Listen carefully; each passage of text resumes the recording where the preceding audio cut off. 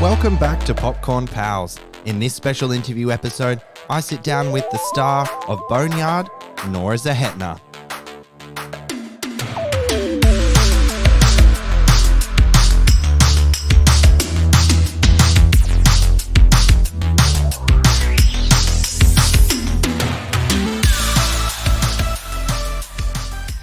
I'm Timmy Flynn, movie buff, and this is Popcorn Pals, a popcorn podcast with Leigh and Tim's spin-off. Thank you so much for joining me. This is part 2 in our Boneyard series of interviews, and I'm really excited to bring it to you. When skeletal remains of 11 women and girls are discovered in the New Mexican desert, an extensive investigation is launched. Inspired by true crime stories, Boneyard is a chilling crime thriller following Detective Ortega, Police Chief Carter, and Agent Petrovic in a multi-agency effort to identify and apprehend the killer. As each of their agendas and methods clash, a tangled web of intrigue casts suspicion in all directions. Boneyard is directed by Asif Akbar, from a screenplay by Akbar, Vincent E. McDaniel, Hank Bird, and Koji Stephen Sakai. Boneyard stars Brian Van Holt, Curtis 50 Cent Jackson, Nora Zehetner, Michael Ciro, and Mel Gibson. Originally from Texas, Nora Zehetner resides in Los Angeles, with a long list of impressive film and TV credits to her name. Nora was most recently seen in the film Blood for Dust as the female lead opposite Scoot McNairy and Kit Harington, and will next be seen in the upcoming feature Boys of Summer, also starring Mel Gibson. Her career has seen her love of indie cinema flourish, appearing in Brick, Creative Control, Imperial Dreams, The Brothers Bloom, Spooner, May, and Conversations with Other Women. She portrayed Anne Glenn in the Disney Plus TV series adaptation of The Right Stuff and has featured on many popular TV shows such as Grey's Anatomy, Heroes, Mad Men, and Agents of S.H.I.E.L.D. I had the pleasure of uncovering what drew Nora to this important project, how she decompresses after an intense day of filming, the balloon-inspired meditation tips she gave me, watch out for that one, and what always scared her as a kid. Let's take a listen. I read your file. You've been looking for the boogeyman. Instead, focus on the regular guy just hiding in plain sight. Hello, Nora. It's so great to meet you. So nice to meet you. How are you? Good, thank you. Very well. True crime has always been a ripe subject and genre for compelling storytelling. What was it about Boneyard that made you want to be a part of it? This story that it's loosely based on the West Mesa Murders. It's such a tragic story, and I think that being able to shine a light on that. The writer actually knew some of the women, and they spent a lot of time, developing it and trying to tell it in a respectful manner. And I think that definitely drew me in. So one of the writers knew some of the women involved in what was happening. Yeah. That's extraordinary. I didn't know that. Mm-hmm. Wow, that adds a real additional layer to the gravity of telling this story and that connection to it all. Yeah, that's really powerful. All the characters in the film, they have some kind of trauma or baggage that they're grappling with. But what about your character, Detective Young? What is she struggling with in the film? First of all, she's struggling just because she has to work harder than everybody. And I think that she feels very invested in finding out what happened to these women. And she's concerned that maybe everybody doesn't have the same motives or intentions as she does in the investigation. So she's sort of investigating multiple things at the same time. Yeah, she is. She's a detective within in the police world as well.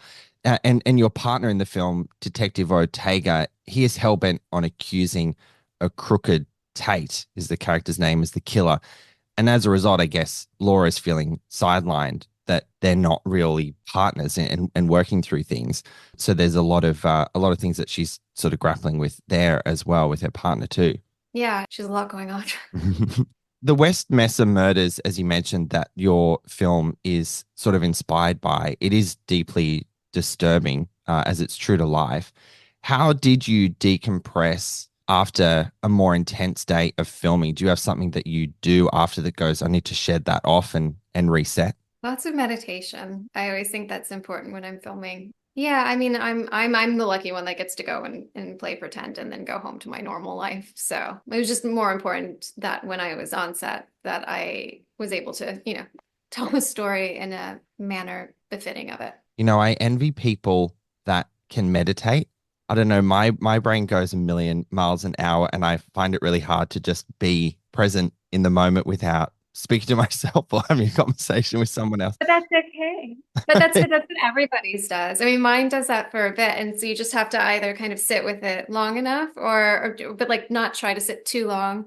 Mhm. But I remember when somebody told me it was good to think of like see the thoughts come in and let them be taken away as though they're like balloons. Like imagine a balloon attached to it, and you just kind of watch it go past, and then another one will come in, and you'll do the same thing until eventually, like it just sort of quiets down. Do you know what? I've needed someone to give me that sort of tangible advice because I think I can make that work because balloons are cute. They're nice. I can put things in a balloon and see it fly away. Maybe some I'd like to pop right next to me, so I don't want to think about that ever again. But I'm going to give another go. I think I'm maybe just a little impatient. Just try for 5 minutes or even 3 minutes and see if you can start with that. Or if you do like any specific breathing exercises, then that gives you something to focus on. Okay. I'm going to do that today, and I'm going to maybe start with 3 minutes. Five seems maybe a bit ambitious for the rookie that I am. Fair. You can just start adding a minute, like after a week, do 3 minutes for a week. Okay, great. Gosh, No, wow, I feel like we've really like had a great session today. I know. Who's interviewing who in this instance? Now, as an actor, what was an approach of Asif Akbar's directing style that you enjoyed the most working with him? Well, I think he very much knows what he wants, but he was also very collaborative and open. And I really appreciate when somebody gives you the space to find the scene on set and doesn't immediately come in and like over direct you because then it becomes more complicated. So yeah, he definitely trusted his actors, which is really nice. And I spoke with him yesterday, actually, and Vincent, and he's so passionate about the project and telling this story about these women and these cold cases. So I could sense that intention behind the work. So that makes sense that how he operates with his actors is like that. There's that trust and that connection to the source material as well. I want to know what it's like having 50 Cent as your chief of police because he's quite serious in this film, which the role demands. But I had to remind myself who it was behind his character. I'm like, oh yeah, that's 50 Cent. What was it like working with him on the film? Oh, he's so lovely. I mean, he was just always so focused when he showed up. I mean, I think he was always the first one to be on set and sitting in, or wherever his mark was, and he was there to do it. Didn't have a phone with him ever. Oh, He was just incredibly present. that's very helpful, sort of receiving from the other side, right? As an actor, not having those distractions and stuff. So that's awesome. I also want to talk about your experience working with the one and only Mel Gibson, who plays Agent Petrovic. Right. Yeah, your sort of immediate reaction because he's quite direct yet playful as a character. Mhm. What was the energy like on set when you shared scenes together? He likes to kind of ad lib, so it always gives you more to play off of because you don't know what he's going to say. Is that terrifying? Do you like playing in the improvisation space? Yeah. Yeah, I do. Because, sometimes when you are just doing the lines, you can get trapped sometimes in maybe doing it the same way. But if somebody's always going to throw something new at you, then it's nice because it creates something new for you. Yeah, it keeps everyone on their toes. What did you observe about how Mel elevated his character in ways only he could? I mean, there's the improvisation part, but was there a particular nuance that he brought as an actor that you thought, gee, that's really, really cool? Or was it the Hawaiian shirts? Did he choose them? I think he might have chosen the shirts. I'm not sure.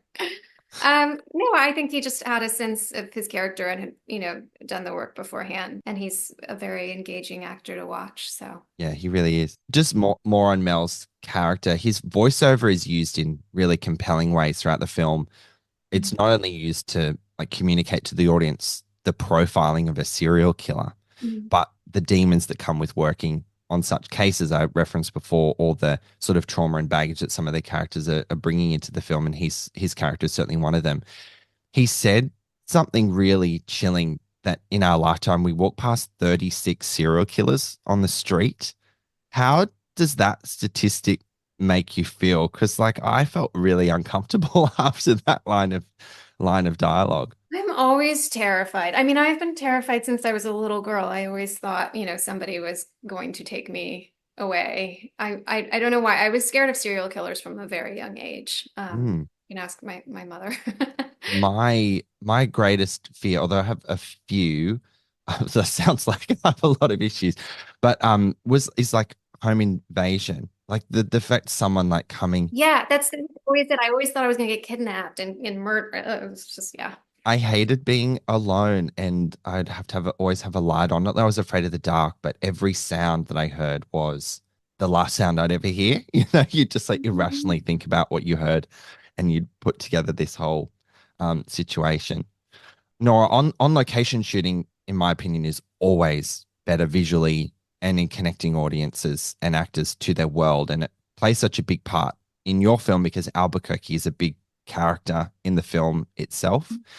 If you were to choose as an actor a soundstage or a location shoot, what would you choose? What are like the pros and cons working in those different environments? I don't love working on sound stages. I mean, sound stages are great for the production because they're controlled, because in one place. But I, as an actor, for me, I always prefer working on location. It just feels more authentic, I guess. Right. Yeah. You can sort of exist in the space real. I mean, big budget Hollywood tentpoles with all the green screen, can be nice, but I can't imagine as an actor working against a blue screen, green screen with a ball on a stick. It actually blows my mind. I admire you guys in your craft, but gee, that must be really, really hard. Yeah, I've luckily not had to do a ton of that, but it's the little bit that I've done. It's so strange. I can imagine. Yeah. Nora, thank you so much for your time. I've got one final question to wrap up. We're all about celebrating the joy of cinema here at Popcorn Podcast. Could you recount an experience at the cinema or maybe a moment in film that has brought you joy? Oh, there's so many. That's so difficult to try and think of just one. I think there's something that I always remember making me even more invested in film when I was 13. My mom moved to this little tiny town in Texas outside of Dallas, and there was like nothing out there, but there was a video store, when they actually had like VHS tapes. And this guy was really into film, and so he had all the indie movies. And so I just started renting every single indie film that came out. And I think that was what really created my love of independent film, and I learned so much watching them. I do think that really had a profound effect on me and my career choice. The joy of a video store. I love that, Nora, and I've loved speaking to you. Thank you so much, and congratulations on Boneyard. Go do your meditation now. Yes, 3 minutes. Report back. The balloons. Yeah. Thank you so much. Thank you. Bye. What do you say? You want to do this thing? Oh, I do. Okay, so it looks like I'm going to be giving meditation featuring balloons, a red hot crack here, folks. I had such a nice time speaking with Nora and felt so warm and fuzzy when she recounted her childhood exploring indie cinema through her local video store. Those were the days. Absolutely gorgeous. Our coverage of Boneyard will also include chats with star Brian Van Holt and director and co-writer Asif Akbar and co-writer and star Vincent E. McDaniel, so keep an eye out for those wherever you get your podcasts. Boneyard will be available on VOD nationwide in the US and Canada on July 2 and in US theatres from July 5 with an Australian release yet to be confirmed. Thank you so much, friends, for joining me for this very special episode of Popcorn Pals, where I sat down to speak with the star of Boneyard, Nora Zehetner. As always, friends, thank you so much for listening, and we'll catch you next time. Come and join in on the conversation. You can like us on Facebook and follow us on Instagram at Popcorn Podcast.